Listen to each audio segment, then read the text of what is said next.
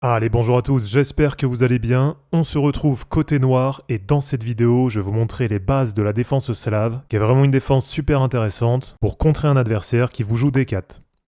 Donc déjà pour la ligne de base, ça va partir sur D4, D5.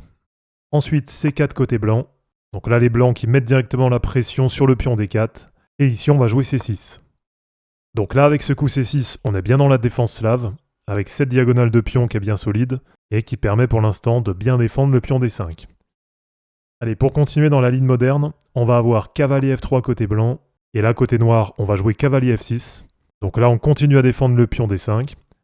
Ensuite, cavalier C3 côté blanc, et là cette fois on va jouer pion prend C4. Et ensuite pour le cinquième coup, sur A4 côté blanc, donc là les blancs qui empêchent qu'on aille jouer B5, et bien ici pour continuer, on va jouer fou F5. Donc là ici côté noir, on sort le fou avant de pousser E6. Donc si on avait fait l'inverse, ça nous aurait bloqué notre fou.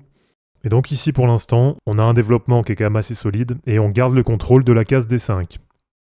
Allez, pour continuer, je vais vous montrer la variante Shebanenko. Et là dans cette variante, on va rajouter un peu de stratégie.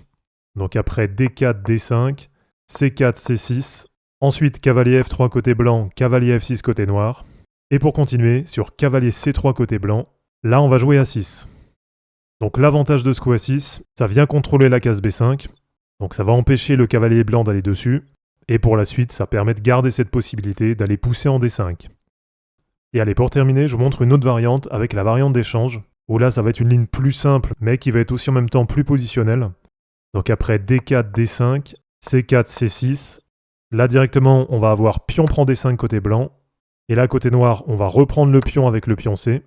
Donc là, des deux côtés, on se retrouve avec l'aile dame qui est bien ouverte. Et en même temps, des deux côtés, on a chacun un pion qui est bien placé au centre. Donc ce qui va se passer souvent derrière, ça va être E4 côté blanc. Donc simplement les blancs qui viennent prendre de l'espace au centre. Et souvent côté noir, là on va plutôt jouer par exemple cavalier F6. Donc ça permet de mettre la pression sur le pion E4. Et en même temps, ça permet de défendre le pion D5. Sinon, ce qu'on peut jouer aussi, ça peut être cavalier C6. Puisque là, le pion D5, il est déjà défendu par la dame. Et sinon, une autre possibilité, là ça peut être E6.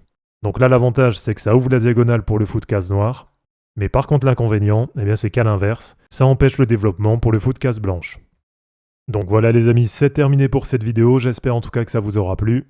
Si c'est pas encore fait, pensez à vous abonner à la chaîne pour suivre les prochaines vidéos. De mon côté, je vous mets tout ça en ligne et je vous dis à bientôt. Ciao.